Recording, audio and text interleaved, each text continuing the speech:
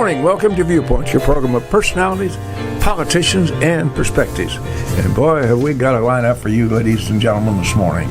Mr. Ash and the old fellow here at the microphone are just reveling in the fact that they're surrounded by a bevy of beauties this morning, including... And me, I'm here too with the bevy of beauties. Including the newest driver for Joy Chitwood's Thrill Seekers, Mrs. Busby. Oh, yeah. Mrs. Busby now has been able to qualify for Joey Chitwood. Yeah. Knows how to wreck cars from coming out of them without a scratch, so she's from fine shape. I had a little mishap, but I'll tell you what the upside of it was. I met two of the loveliest young men. They probably wouldn't like to hear me say lovely, but they were local policemen, and they couldn't have been nicer if they'd worked on it. They'd have stood on their head and spit nickels for you. They were just the nicest young men. And the one, I'd known his dad. He was the golf pro at the Elks about 100 years ago. And, gee, they were great. So people, remember, these policemen hither and yon, not only in Lincoln, are somebody's kids that have grown up, and they're great people. These guys, you'd be proud to meet them, but don't wreck your car to do it. Well, that's just the way I wrote that script for you. You said that very nicely. Yes, Chief Matt Valakovic and our sheriff. They've got good men under them, and they run good departments. Mr. Landers, by the way, is running for office again, so want to remember that for Mark Landers. He makes a great sheriff. So normally we start with a kudo or two, and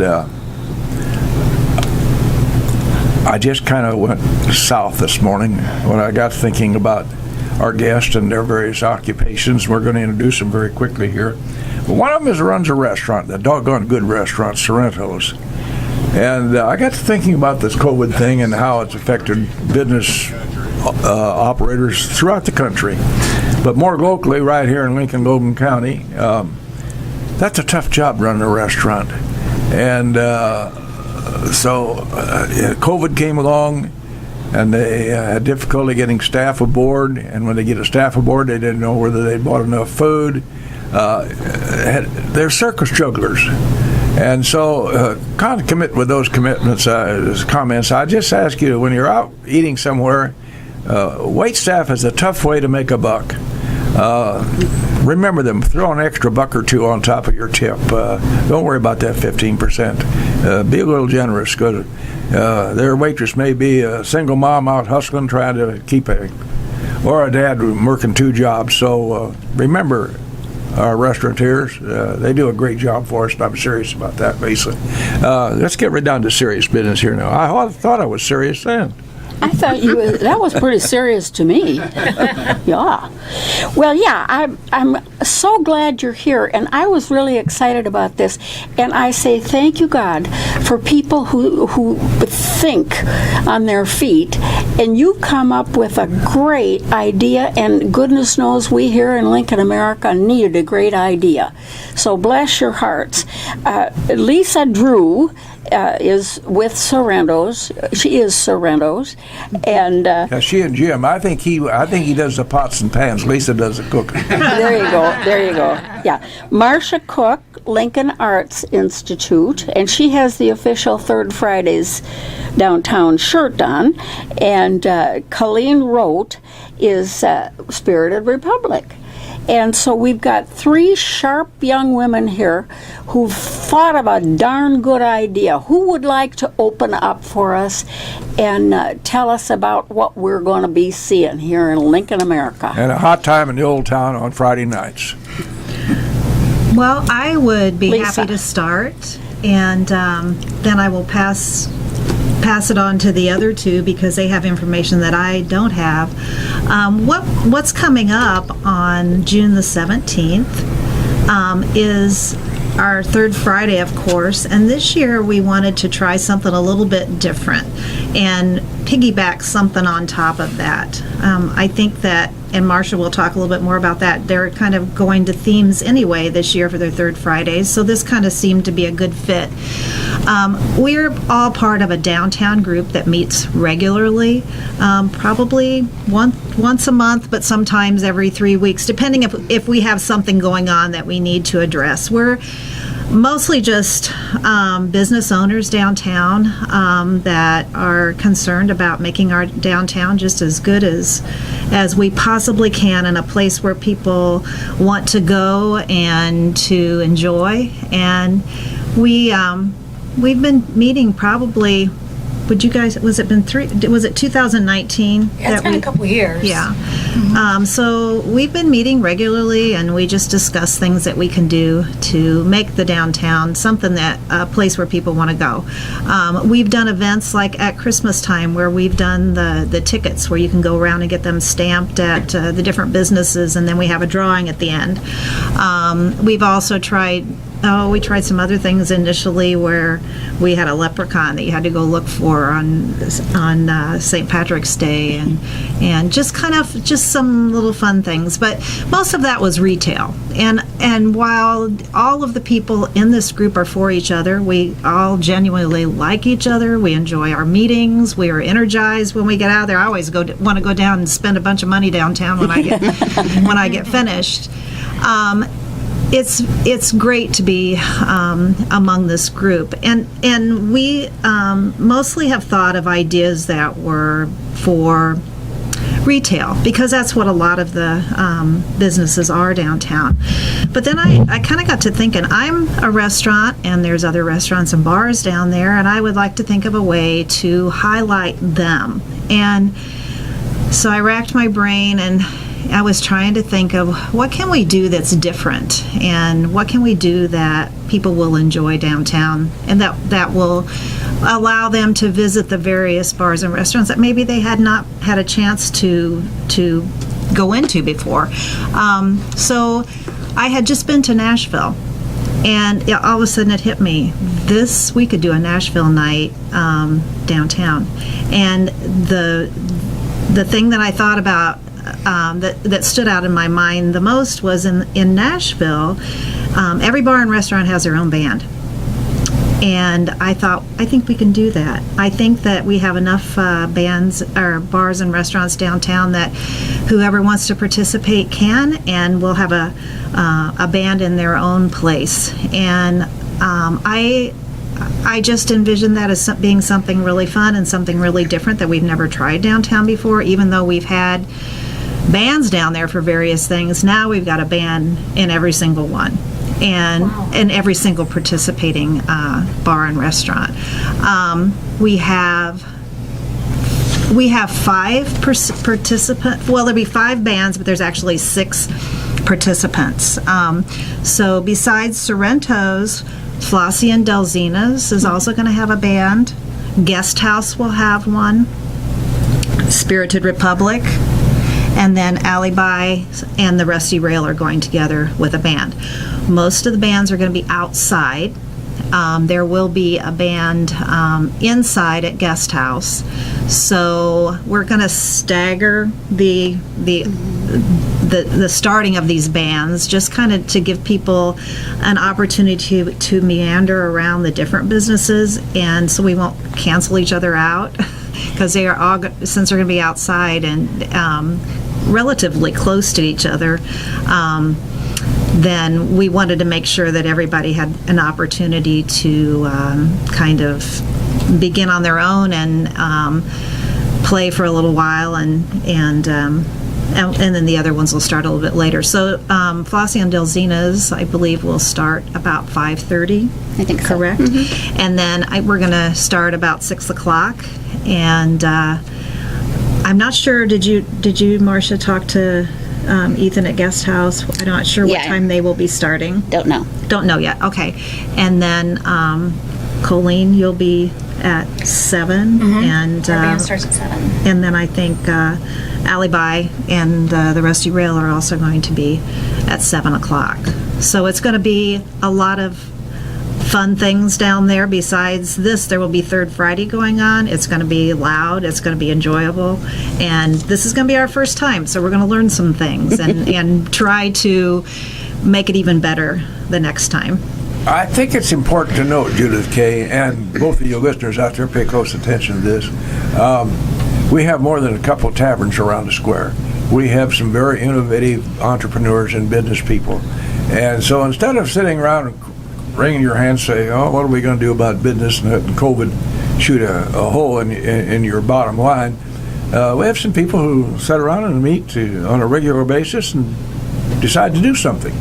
And thus we have Third Fridays. And the attendance has been pretty decent, hasn't it? Yeah, absolutely. I think the last few years there's been over 1,000 people at the events that we've had. And so the City of Lincoln sponsors the Third Fridays, and I just joined in last year as the chair for that.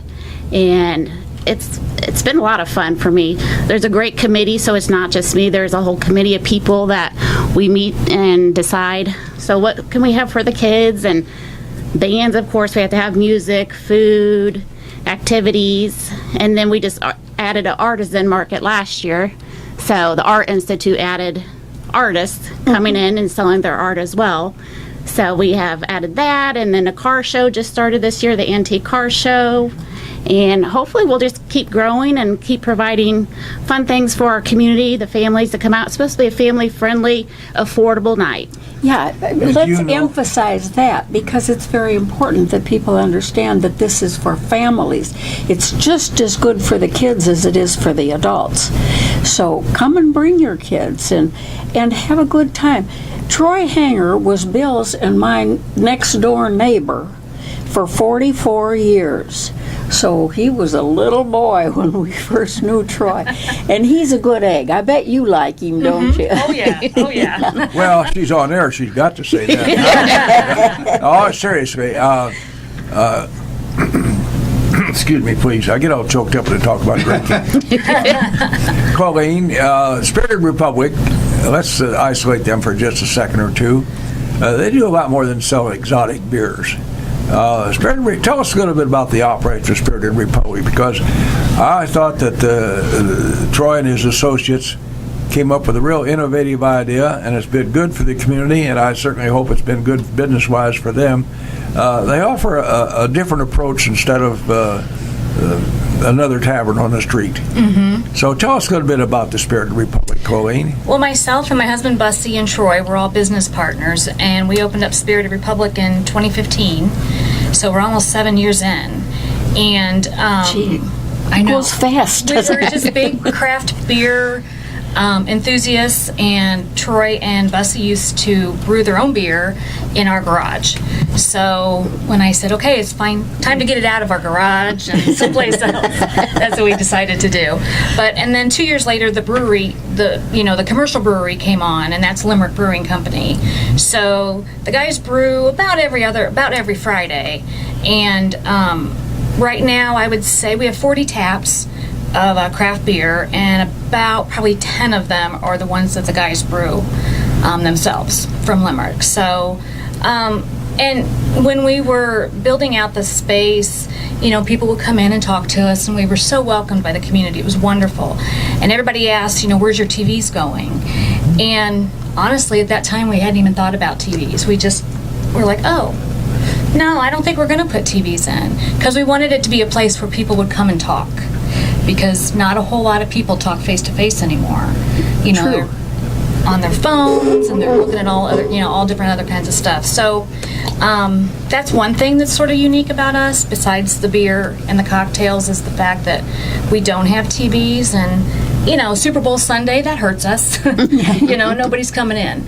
But for the most part, I think it's really nice. And then we of course, Gazzardo's is right out our back door. So, and it's an Italian restaurant that's been there over 60 years, and we don't serve any food. And that's a bunch of nice people, too. They're wonderful people. And we've got a great synergy there, because we don't serve any food, and they don't serve any alcohol, so you can call into the kitchen, and they'll bring some food over to you and take out containers and stuff. But So that's really nice. And then, of course, we have Top Hat Creamery. So Yeah, that's we the ought to ice- mention that Top Hat Creamery. That's a local operation now. It is, yep. And by the way, the end product's a pretty doggone decent piece of ice cream. It's very good. Yes, Lisa makes sure she sources some of the best ice cream that she can. Lisa Mistenzik is the owner. And so between the three of us, like, we all kind of make a whole person. Yeah, really. Because we have drinks, we have food, and then we have dessert. Good dessert afterwards, yes. Yeah, and it works out really well. Now, Marcia, do you have any Vegas or Mona Lisa paintings at the Art Institute? Well, you'll just have to come and see. Well, that's a nice thing there. By the way, did you know, I'm sure you do know, that your building was the old home for the Lincoln Courier way back in the days when the Courier was published out of that. That was called the Oddfellows Building. Mm-hmm. Which kind? Well, that was the Independent Order of Oddfellows that they owned that Oh, building. yes. And I presume the ownership is still within that large organization. I have no idea. But anyway, it's a fixture downtown. And I recall when little Billy was carrying couriers around town, we go at the back door and pick up our newspapers and take off on our bicycles and go from there. So I go back to the Oddfellows building many years, as in many years. What are the biggest challenges you have in managing and running a restaurant, Mrs. Drew?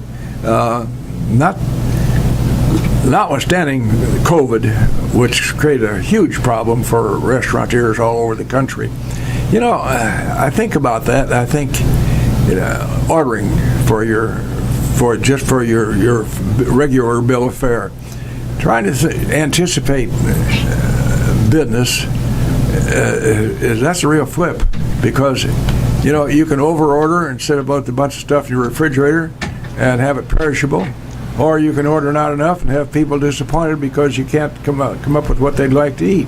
So that in and of itself is an art.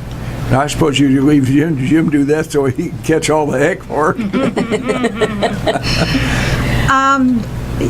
That is an art, and Truly. it's something that I think any restaurant or business owner kind of with the time has just learned how to do. I do it weekly, and so I just kind of walk around and look at my where I have products located, and I'll look and say, okay, we order about the same amount every week. It goes a little bit up and down, but most of the time I've been very fortunate to order the right amount, and it's very rare that we run out of something. But if we do, we have to explain that. But it isn't dumb luck. There's a science to that, Yeah. and obviously you've been involved in food service long enough so that you've got it pretty well whacked, haven't you? Well, yeah, you kind of just figure it out. And we don't have a walk-in cooler or anything, so we have to Oh, boy. make sure that we have the right amount weekly. We have a couple of we have several freezers that we stock, and they're full in the beginning of the week. But you just have to learn that this is the amount that we usually go through. And during COVID, Bill, you've mentioned that a few times. That was one of the challenges, that they were unable to get a lot of products. But our sales reps tried their best to substitute. So we really had not a horrible experience during that time. They were able to get us most everything or comparable items, and this community was so very supportive during that. I know that anybody that was in business during that time, it was probably worse for you, Colleen, because you had to be completely shut down. We were able to deliver out, people picked up out our back door, and we were able to deliver to their homes. But the community has been so incredibly supportive of our local businesses, and we're so thankful for this town and for the people that live in this area for their support and their understanding during times that nobody could ever plan for. I heard on the media at some point during COVID asked the question of the listeners. They said, if you were affected at all by COVID, give us a call and tell us how you were affected. Well, get real. I don't care who you were affected by COVID in one way or another, or what your age is. Bill and I are obviously a little bit older than the rest of you. Why'd you have to mention that? I wanted to make you feel good. Well, seriously, we have two businesses here. Day by day, when they open up, they don't know what their delivery costs are going to be. I want to keep my job, so I'm not going to go political. But gas prices may or may not have noticed is going up a lot, and that affects the delivery costs. And these business owners can't factor that in because they never know from day to day what their delivery charges are going to be. Marcia, tell us a little bit more about before we do that, I want to keep this job. We have to remember that we have sponsors, and so we'll defer to them for just. Mr. Rice, go right ahead. Flip your buttons, sir.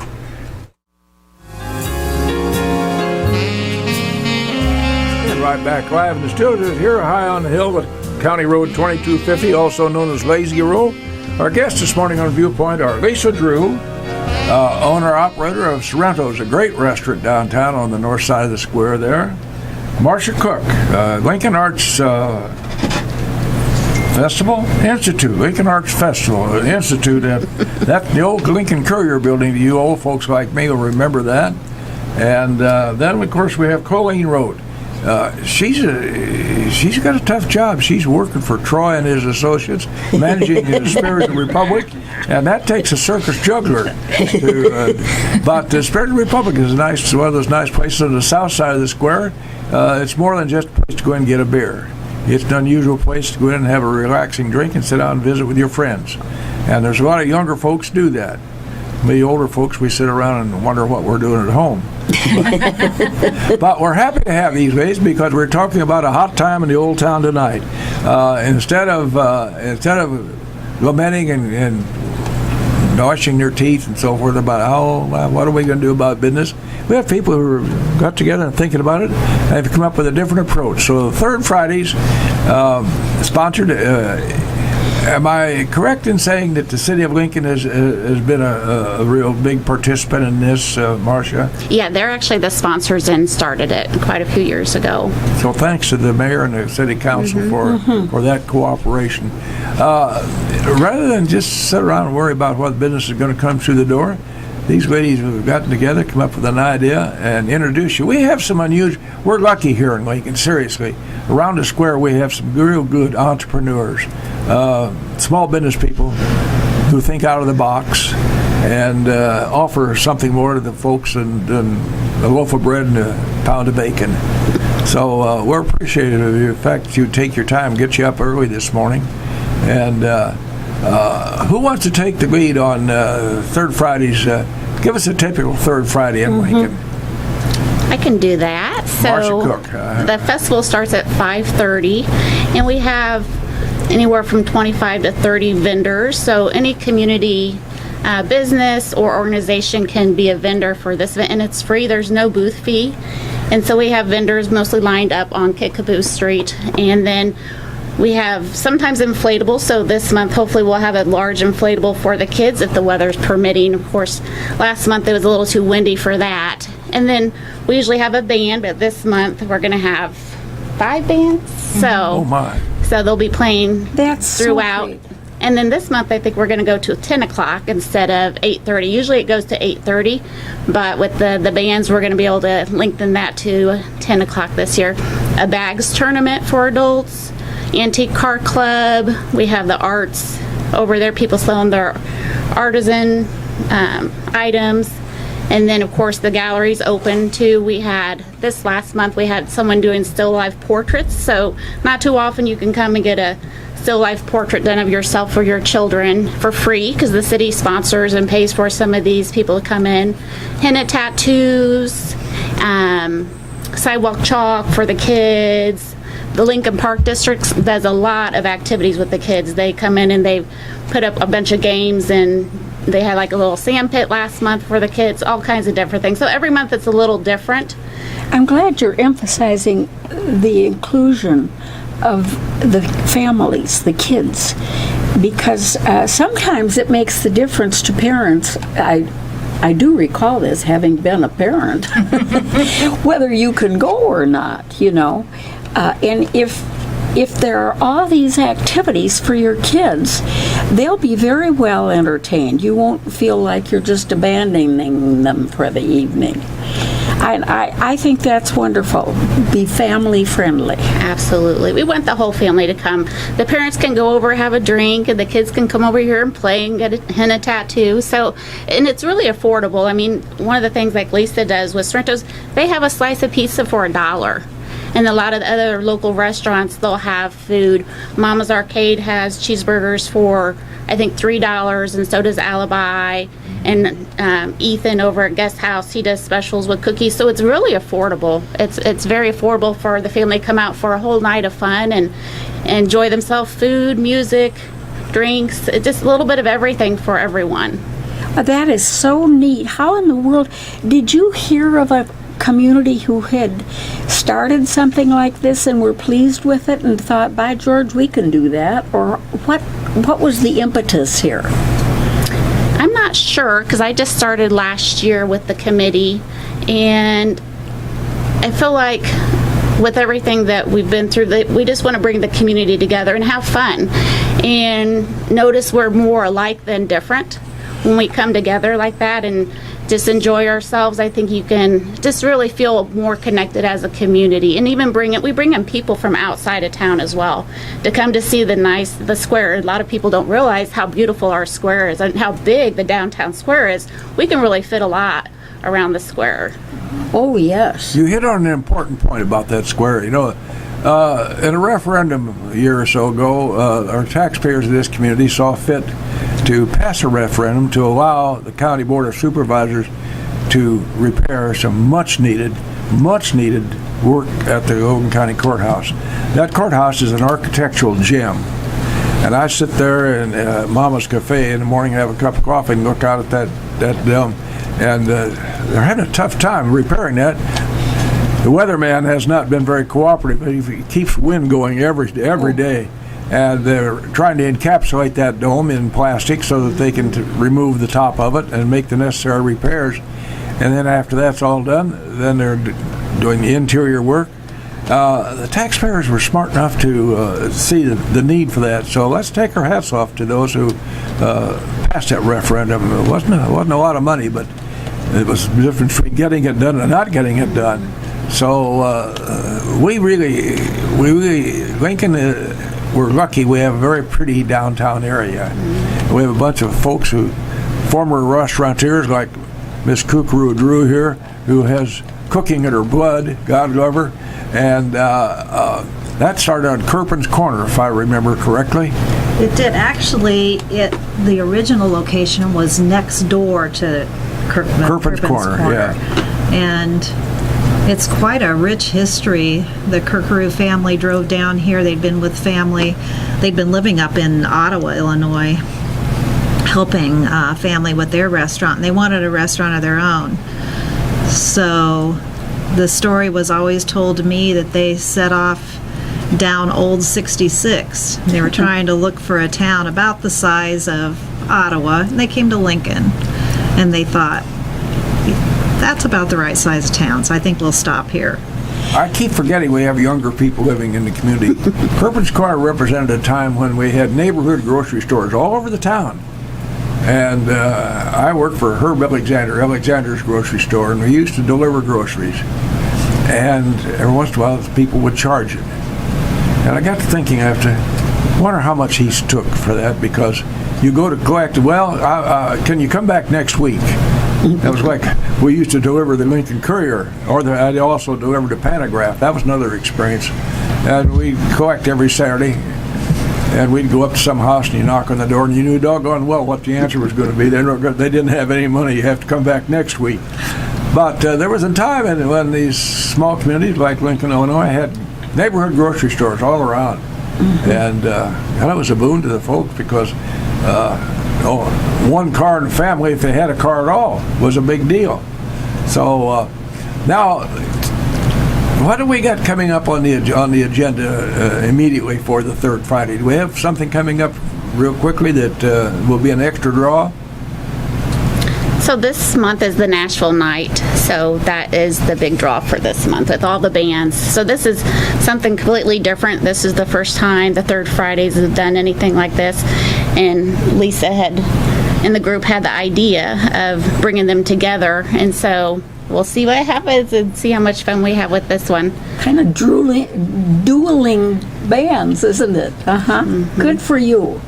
Good for you. And once again, family friendly, because the kids will like that as much as the adults will. Mm-hmm. More power to you. Colleen, as you work with Troy and his associates, is there, well, boy, that takes tough going, working with Troy and his associates. Probably ought to give you an extra star on your crown for that. No, Troy speaks very highly of Colleen, and I went to see him about something the other day at their business, and he said, you have to see Colleen, she runs the show. So I doffed my hat in your direction. Well, thank you. Running a place like the Spirited Republic, number one, that's just not another place to go in and get a drink. That's an unusual place to refresh yourself. And you have a good crowd. They're not an unruly crowd. You have a nice group of people that go in there, and you've opened it up, taking that other office space there to the immediate east of you there, and that makes another nice place for larger groups to gather. Mm-hmm. Oh yeah, actually it was during the pandemic. We decided to add on to an extra space, which is what we call the Limerick Lounge. Corey Leonard had been there, and we all rent from Gazzardo's. And there was a space open 2 doors down, and Corey was gracious enough to move down a couple buildings. In the arcade building, yeah. And so then that opened up that space, and the only thing separating us was a couple pieces of drywall with that opening there. So it was an easy thing to move in there and expand. Our space had always, because of the support of the community, our place had always been a little too small anyway. So it made sense to add more tables and chairs, and so we added about space for about 45, 50 more seats. That's a lot of space. Yeah, and it worked out. I mean, it worked out really well too. We decided to have, regular tables, not the high top tables, and that made a big difference because it's a little bit easier for some people to just sit at a regular table as opposed to just the high top. Well, some people are Bill's and my age. Not a lot. Some of them lasted this long. And it works out well too because, Gazzardo's is upstairs. And so Yes. we have had some of their patrons that have come into the lounge and been able to sit there, and then Gazzardo's brings food over to them, and it's, it's just much more accessible for everyone. Yes. And it's Good worked thinking. well. We try. Baby steps. Marcia, the bands, how far out do you have to book them? A month or so in advance to be sure and get a band on the square downtown? Yeah, usually a few months at least, because a lot of these bands, they're trying to book, in January for the whole year. They're kind of booking out. Oh, really? So, yeah, we try to do it as early as possible just to give them time, but 2-3 months maybe for the bands. And then this last one, I think all the restaurants contacted the bands themselves and organized who to have at each place. So the 7th of June will be your next 17th. 17th. Yeah, on the third Friday. I can't read my own writing. Good for you. Good for you. Are you excited? Oh, yes, yeah. Absolutely. And even the day of, it's really exciting going out, and I go and get all the spots marked for everybody, all the vendors, and try to make sure everybody get in their space. It's a lot of stress for a little bit, but it's really a lot of fun to have. Then to see, when you see the crowd there and see all the kids playing and people having fun, it's like it's all worth it. It's definitely worth the time and effort that everybody puts into it. Well, bless your hearts. 648-5510. Our guests this morning, talking about Third Friday's Lincoln. Our guests this morning are Lisa Drew, Marcia Cook, and Colleen Roate. Is that correct pronunciation That is of your correct, last name, yes. dear? Got it. Did something right for a change, doesn't it? You might have a question and/or comment. You might be very nice to them. They work hard for you. You meaning the city of Lincoln. Small towns are having a tough go, and Lincoln is not exempt from that right now. The COVID thing has been a big impact on shopping habits and so forth. Money's drying up, in case you hadn't noticed. That's another political comment. Jobs in jeopardy there, Judith. So seriously, here's an opportunity to participate in something going on in downtown Lincoln. And you don't need a babysitter. Mm-hmm. Hey, questions or comments? Colleen and Marcia and Lisa will be happy to try to answer them to the best of their ability. Remember, they're doing this for our sake. You know, they're not doing it for Colleen and Marcia and Lisa. They have their businesses to run, and they're giving of their time and talent. So if you have some nice things to say, call us up and I'll buy you a drink sometime at the Spirited Republic. Go right ahead, Judith Kay. How long into the fall will you be able to do this? Or have you? I mean, winter comes annually, so you won't be surprised. So the third Fridays is May, June, and July this year, and that's what we've kind of stuck to the last 2 years. Then, of course, in August, we have the Balloon Festival that's Yes. going to be coming up, and we're trying to bring things back together like it used to be and have the Arts and Balloon Festival. And so this year, we're going to have hopefully 30 artisans downtown on the square. Oh, good. So we're really trying to bring everything back. Seth Goodman's done a great job of keeping the balloons going. I heard we have over 40 balloons coming this year. Wonderful. And then we're going to have the bands downtown, restaurants involved with specials. So, you know, the last weekend in August is going to be a lot of fun with, not the Pigs and Swigs, but the Up and Smoke barbecue Yes. competition. So it's all coming back together a little bit, and it'll be a great weekend for the community, for people to come into town to see the balloon. We'll have the dock dogs again this year. That's a huge draw. These dogs that go out and jump 15 feet into the water. I mean, it's so fun. My. So we'll have a lot of things going on this year. Every month, something Now, going on. that dog show that you're talking about, the kids will really love that.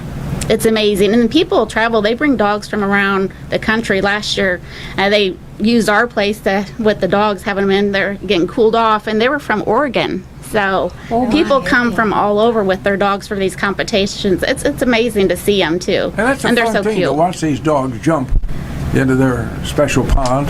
That's a fun thing to watch them. And the dogs are eager to please, and they're always happy to get in that water.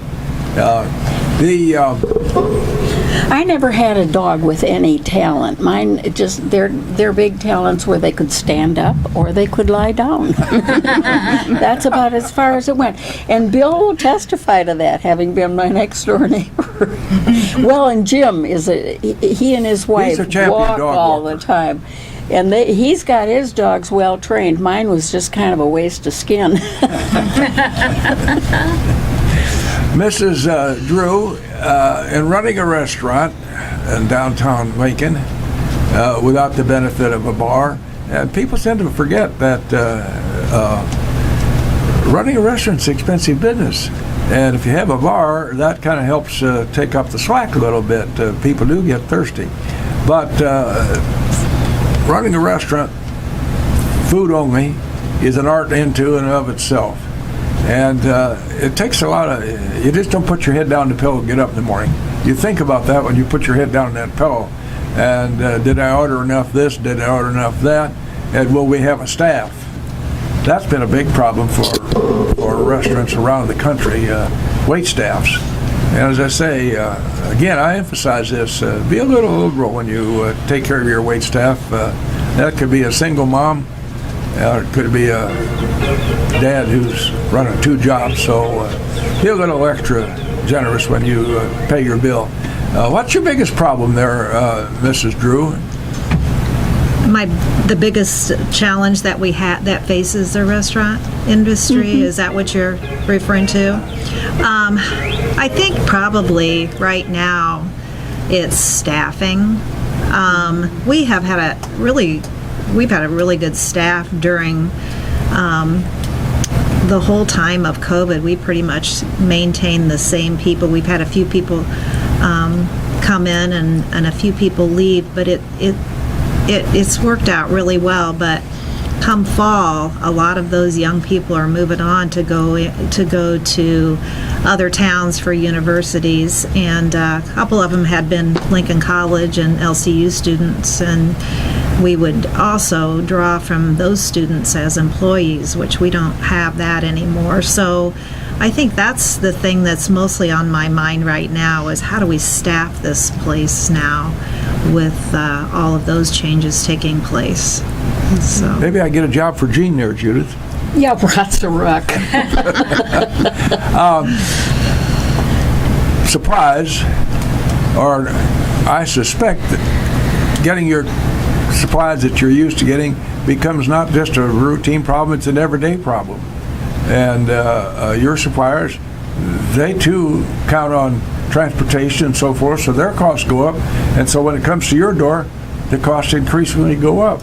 And that's a problem you have to remember. So you can say you put a $8.98 price today, that won't hold tomorrow. yeah, we do not like to be, and we're not. We try never to be overpriced, and we don't like to raise our prices. But with minimum wage going up, and as well as the other prices, we're forced to raise that a little bit. So it's not because we want to; it's because we want to stay in business. And that kind of just affects everybody like that. As all costs go up, then prices have to reflect that. Well, I whatever think the they're price, calling you count that on- inflation, you, aren't you they? count on getting the big bang for your buck at Sorrento's. Whatever the price is, it's a good price for your dollar. So remember, Sorrento's on the north side of the square here. Boy, they've been around a long time. 53 years. Oofta. That is a long time. Marcia, do you have? Well, I just looked at the old clock on the wall. It's done its thing already. Do you have any comments you'd like to make about the Lincoln Art Institute before we close off here? Oh, sure. Well, we have a different show every month up in the gallery, and that's on the first floor. So right now we have an artist from Chicago, Kyle Riley, and then next Thursday we'll have a new show up. So we're open every Friday, 5 to 8, and Saturday, 10 to 1, and come in and see some art. Most of it's for sale. And support your local artists. It's really important that we continue to support people that are craftsmen, people that are artisans and hand make their own work. It's not like something you can go buy at Target or, a lot of time, a lot of energy. Art is work. Artwork is work. And people don't always realize the hours that go into the labor and the piece that they have. And by the way, when you talk about art, most people think you talk about something on the wall. Sculpturing is an art, and we have some local sculptors as well. Yeah. That's interesting, yes. And of course, Jason Hoffman, he has his two sculptures downtown, right at Busby Park there. So the Constellation and Cow on the Corn. Cow on the Corn was with Moses Pinkerton. Him and they collaborated together on that one. They built it in Jason's studio. So we have actually sculptures downtown Lincoln as well to come and see. Lisa Drew, Marcia Cook, and Colleen Roate, here representing merchants on the square in Lincoln, Illinois. We appreciate you taking your time, ladies. There's a hot time in the old town tonight. Remember, third Fridays. Have some fun down there. Go down there and spend a couple of bucks. Lincoln's downtown square is alive and thriving, and thanks to these entrepreneurs such as we have with us today. Thank you very much, ladies, for Viewpoint. Thank you.